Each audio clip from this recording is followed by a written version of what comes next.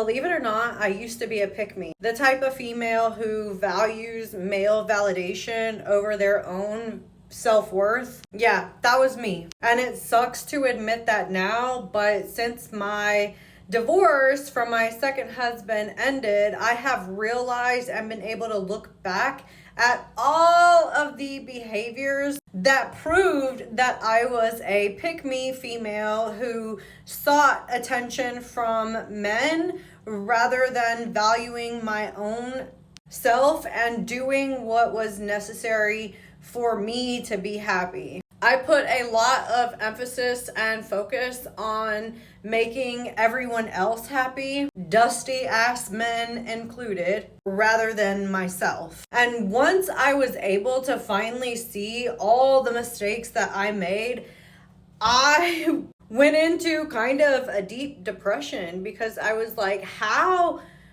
was I so focused on having validation from these shit ass men that don't matter over my own opinions, values, beliefs, and morals? I'm ashamed to admit all of the things that I did in order to get the attention that I wanted from men. I abandoned myself over and over and over again, choosing the validation over what I knew was right for me. So here are 3 things that helped me shift from that pick-me mindset to valuing my own self-worth and from self-abandonment. Number 1, stop competing for men's approval. Other women are not your competition. They're a reflection. When I started celebrating myself and celebrating women instead of comparing myself to them, it felt so powerful. Number 2, I refined validation. I stopped waiting for compliments from other people to feel confident about myself.